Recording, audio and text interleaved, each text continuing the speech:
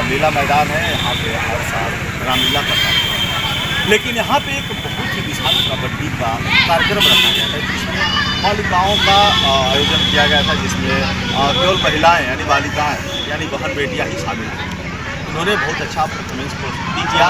लेकिन लास्ट में चल के कहाँ चूक हुई, जिन्होंने अभी आपने पूरे में वीडियो देखा हुआ, जीते हुए टीम से मैंने बात किया और अभी हारे हुए टीम से बात किया और ये भी जानने की कोशिश करूँगा कि इन लोगों ने कहाँ से गलती हुई है, कहाँ से बड़ी गलती हुई है, जिसे चेहरे पे मायूसी तो नहीं लाएंगे, चेहरे पे थोड़ा सा हम चाहेंगे स्माइल लाएं आप लोग। मैं मानता हूँ कि हार जीत होती रहती है और कभी भी कोई भी खेल करें तो ईमानदारी से करें, अच्छे से करें, बेईमानी नहीं होनी चाहिए। और बहुत बहुत शुभकामना।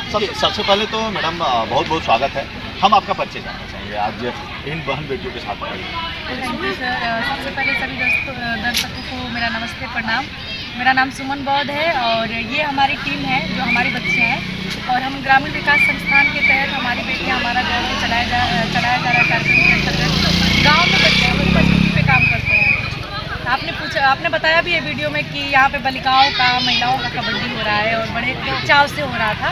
तो टारगेट हमारा ये है कि गांव स्तर पे अधिकतर लोग महिलाओं को, लड़कियों को हर एक चीज़ों में लिंग के आधार पर, जो कि लड़का है लड़की है, उसके आधार पे लोग उनसे मतलब उनका प्रोग्रेस देखते हैं कि ये लड़की है तो ये कबड्डी नहीं खेलेगी, बैडमिंटन खेलेगी, ये लड़की है तो ये गाँव में जो है कितना खेलेगी, इस तरह का जो गाँव में लोग बोलते हैं।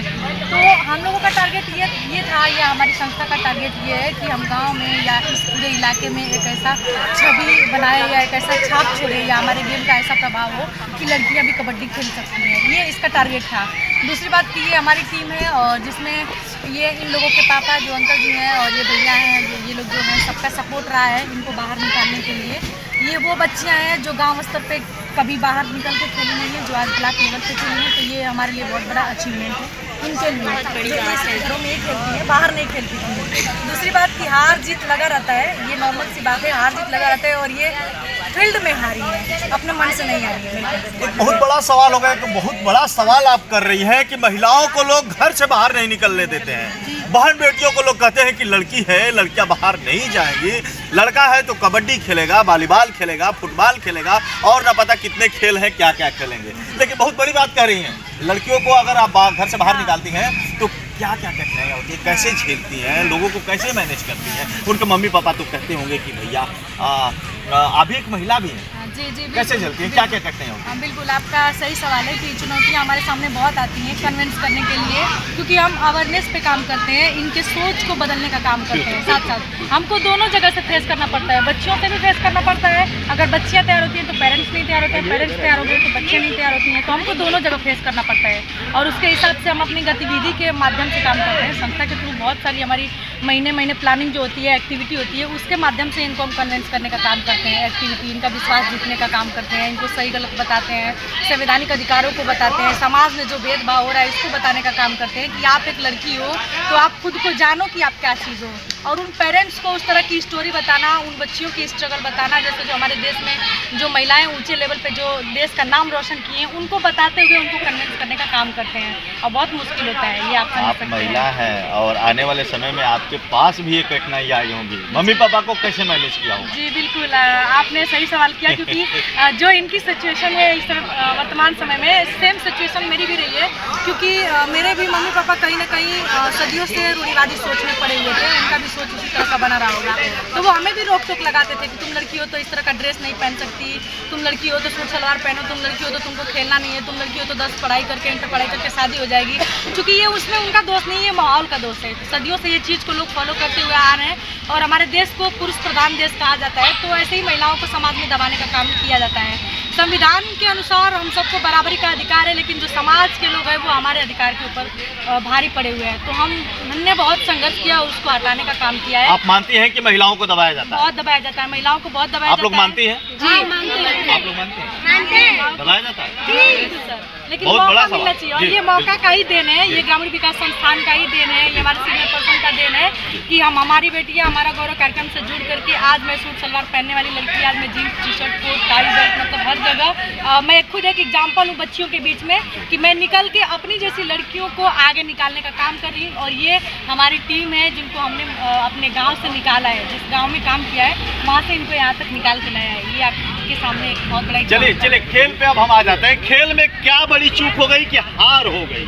सर खेल में ये तो इन लोगों का लाइफ का पहला था, पहली बार ये खेल रही हैं कि यहाँ पे इनको पहला मौका मिला था। ब्लॉक लेवल पे तैयारी बिल्कुल ठीक ठाक ही चल रही थी, लेकिन कमियां हैं क्योंकि भाई जो और भी टीम आई थी वो बहुत परफेक्ट खेल रही थी और ये इनका पहली बार था। तो इससे मुझे लगता है कि निराश होने की कोई ज़रूरत नहीं है, ये बार बार होता रहता है और असफलता ही सफलता का आधार है।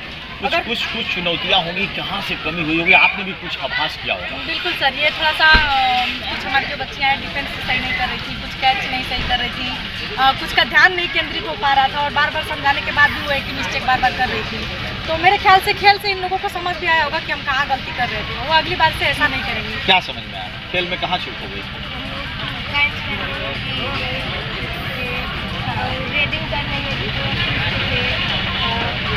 क्या कमी हो गई? चेहरे पे मायूसी तो छाई हुई है, कमी कहाँ से हो गई? हाँ, डर रहे थे ये चल जाएंगे, मर जाएंगे। हम लोग के पापा घर पे सिखाते हैं, हेल्प कराते हैं, पर हम लोग को यहाँ पे आने और हम लोग को समझदारी नहीं है। कुछ देख कर भी सीखेंगे, हम सुधारेंगे अपने आप को। बहुत जल्द चूक बहुत बड़ी हो। हाँ, बहुत बड़ी। चेहरे पे किस तरह का है? फर्स्ट सेकंड आपका अपना परिचय दे दीजिए। एक्चुअली मेरा नाम अंजलि चौहान है और मैं ग्रामीण विकास संस्थान में सुमन जी की तरह एक कम्युनिटी मोबिलाइजर में काम करती हूँ। तो बस मेरा ये परिचय। आपने देखा होगा यहाँ पे खेल, और ये भी सवाल है कि महिलाओं को दबाया जाता है और बहुत सी जगहों पे मैंने भी देखा है। तो एक बहुत बड़ा सवाल होगा, इन खेल में हार का मेन वजह क्या रहा? सर हार की मेन वजह देखी जाए कि अगर हम दबाने की बात कर रहे हैं तो ये किशोरियाँ फर्स्ट टाइम खेली हैं, पहली चीज़। दूसरी चीज़ कि दिमाग में कहीं ना कहीं डर था, तो सामने वाली टीम से घबरा जाना, ये भी हमारे समाज का एक माहौल है जो बच्चियों के दिमाग में पड़ा हुआ है कि अरे ये तो हमसे स्ट्रॉन्ग है। अगर उनके अंदर शायद हो सकता है कि उस तरीके का विश्वास रहे कि नहीं, सामने की टीम है, मुझे अपनी टीम के साथ एकता के साथ समता और समानता एकरूपता के साथ खेलना है, तो वो अच्छे से खेल पाते। लेकिन ये बड़ी बात हमारे लिए इसलिए है कि ये वो बच्चियां हैं जो अपने घरों में भी नहीं खेलती हैं। तो घर में खिलाना, घर से प्रैक्टिस कराना, टोले मोहल्ले में खिलाना, अगल बगल के मैदानों में खिलाना, वहाँ से खिलाते प्रैक्टिस कराते हुए और यहाँ पे ये बच्चियाँ आई हैं, तो हमारे लिए हार की बिल्कुल बात नहीं है। क्योंकि जो बच्चियाँ घरों से नहीं निकलती वो बच्चियाँ अपने ब्लॉक लेवल पे आके खेल रही हैं, तो ये बहुत बड़ी अपने आप में जीत है। और हारें जरूर हैं, लेकिन इस चीज़ से हम ये सीखेंगे कि अगला प्रयास हमें और बेहतर बनाना है। और हम दबाने की बात कर रहे हैं तो इसी समाज में दबी हुई महिलाएँ जो दबी थी, जैसे हमारी सावित्रीबाई फुले हैं, किरण बेदी हैं, जो आप टीम का नाम भी सुने होंगे, लेकिन वो भी महिलाएं इसी समाज का हिस्सा हैं जो समाज की बुराइयों को कुचलते हुए आगे निकली, अपना दमखम लहराई और एक इतिहास बनाई। तो हम उन बच्चियों के लिए एक प्रेरणा स्रोत बना और ये गेम एक बहुत बड़ा माहौल रहा इन बच्चियों के लिए, जहाँ कहीं ना कहीं इनके दिमाग में एक संदेश छूटेगा कि हमें भी इस तरीके का कुछ करना है और समाज की बुराई को खत्म करने का प्रयास करना है। जी मैडम, अंजलि जी की बातों में मैं जोड़ूँ कि आपका सवाल था कि हार या जीत, तो ये बहुत मेरे लिए वो नहीं है कोई कि कहने का मतलब ये है कि सारी हमारी बच्चियाँ ही थी उसमें शामिल थी और खेल रही थी, कोई जीती कोई हारी। हमारा जो टारगेट था वो कंप्लीट हुआ कि टारगेट मतलब कि महिला टीम में कबड्डी हो रही थी, तो महिला कहीं की भी जीती हैं, लड़कियां जीती हैं। और इस पूरे गाजीपुर ज़िले में अगल बगल के ज़िलों में अलग अलग जगहों पे इसका एक अलग असर दिखा होगा, असर प्रभाव पड़ेगा। क्योंकि गांव के भी लोग आए थे, बाकी तरह तरह के लोग आए थे, बहुत सारे अधिकारीगण आए थे, तो कहीं ना कहीं उसका प्रभाव पड़ेगा कि महिला ये हार गई, कोई दिक्कत नहीं, जो जीती वो भी महिला ही थी। तो कहीं ना कहीं हमारा जो टारगेट है कि सोसाइटी पे जो असर पड़े तो वो पड़ेगा, चाहे वो हमारी टीम जीते या इनकी टीम जीते या किसी की भी टीम जीते। हमारा जो गर्ल्स टीम है वो मतलब कि टारगेट हमारा ये था कि इसका असर पड़े सोसाइटी पे। मैडम एक बहुत बड़ा सवाल होगा, आपने देखा होगा एक बच्ची ने 5 पॉइंट हासिल किया, हाँ, बिल्कुल। क्या दिखा गया उसमें?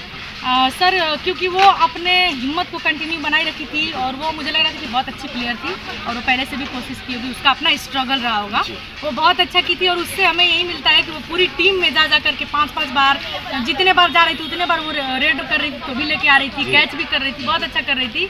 और इससे ये जाता है मतलब कि समाज में लोग बोलते हैं कि लड़कियाँ कुछ नहीं कर सकती, लेकिन वो दिखा रही थी, लड़कियाँ कुछ दिखा अंजलि जी कुछ बोल रही थी बातों में जी बिल्कुल कि हमारी टीम का नाम सावित्रीबाई फुले, किरण बेदी, ज्योतिबा राव फुले, वीरांगना, ये जो हम महिलाओं का नाम रखे थे, इसके पीछे भी हमारा कोई ना कोई टारगेट है। शायद आप समझ रहे होंगे कि हमारा टारगेट क्या था, कि लोगों को ये समझ में आया कि वो लोगों ने जो किया हम उनके नाम से अपनी टीम को कनेक्ट कर रहे हैं कि हमारी टीम का नाम ये रहेगा, महिलाओं को, मतलब कि एक तरह से कह लीजिए कि जेंडर को खत्म करने का हम काम करते हैं और वो हमारा टारगेट था।